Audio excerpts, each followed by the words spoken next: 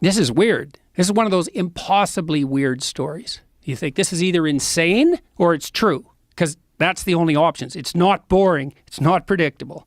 It's either insane or it's true. Okay. So Moses leads his people out of the tyranny, right? But weirdly enough, they don't go to the promised land. This is very weird. They go into the desert. Well, why?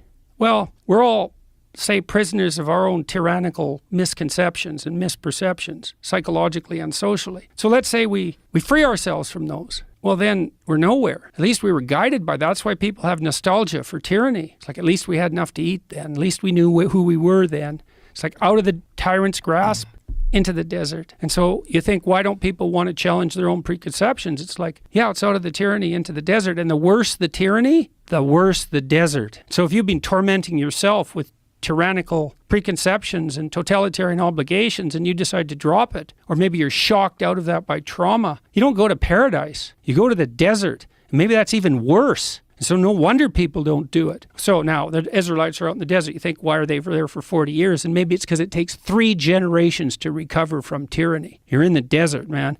And so the Israelites start worshiping idols. It's ideology. It's the same thing. And that's why, because they don't have anything to orient themselves, because they're not tyrannized anymore, and they get all fractious and they fight with themselves. And Moses has to spend like all day judging their conflicts, because otherwise they're at each other's throats. And anyways, they turn to false idols. And so God isn't very happy about this, and he sends poisonous snakes in there to bite them. So it's like out of the tyranny into the desert. Now we're fractured by ideologies. Now the poisonous snakes come, and so the poisonous snakes are biting them and biting them and biting them, and they finally break down and go to Moses and say, look, you want to have a chat with God and get him to call off the damn snakes?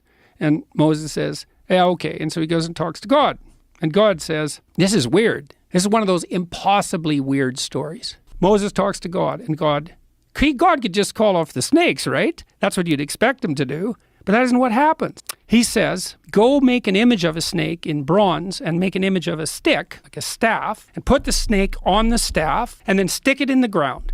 And then have the Israelites go and look at the snake. And then the snakes won't bite them anymore. And you think, what the hell is... Okay, here's a doctrine from all fields of psychotherapy. Okay. Look at what you're terrified of, and you will get braver. So the classic therapeutic treatment for terror and the poisoning that terror induces is exposure, voluntary exposure. Yeah. Okay, so the pattern there is face what you're most afraid of, and Right. you will be free. Okay. Okay. That makes sense. Voluntarily. Yeah. Now that's a doctrine of psychotherapy now. Right. Okay. So now that's weird. That's weird. So God doesn't chase away the snakes. He makes everyone braver. Okay, because that's better than being safe. Bravery is better than safety. It's a more reliable cure for terror. Okay, now that's cool. But this is even more cool. In the Gospels, Christ says that he has to be lifted up like the serpent in the desert. You think, what the hell does that possibly mean? Because, well, that's a snake first on a stick, and Christ is comparing himself to a snake on a stick? Okay, so what is this? What can this possibly mean? Well, I was thinking about that in relationship to imagery of the crucifix and the story that surrounds it. So Jung thought that the Passion story was archetypal because it's a limit story. You cannot write a more tragic story. It's impossible, technically. Why? Well, because it's a story of the aggregation of everything that people are afraid of. So there was no death more painful than crucifixion. That's why the Romans invented it. It was to punish political miscreants. It was the slow, agonizing death by suffocation, essentially, and dehydration and exposure. It's extraordinarily painful. Okay, so that sucks. That's pain, man. Plus, you know it's coming. That's part of the story. Plus, your best friend betrayed you into it. Plus, your people turned against you. Plus, they're led by a tyrant who doubts truth. Plus, you're a victim of the Roman Empire. Plus, you're completely innocent. Plus, everybody knows it. Plus, they choose a criminal to be released from this experience instead of you, even though they know he's a criminal and they know you're innocent. So, and you're young and you've done no wrong and all you've done is help people. So it's a limit story. Okay, so then you think, we've been looking at that limit story for 2,000 years in the image and in the story. What are we doing? Well, you're supposed to visit the stations of the cross, let's say. Okay, here's the idea. You hear the crucifixion story and you play with it. Who are you? Maybe if you're female, you're Mary, and why is that? It's the Pieta. Because you have to offer your children to the destruction of the world. That's female courage. That's the mother that doesn't hold her child back. It's like, go out, To what? Eventually your death and destruction. Go out. Leave me.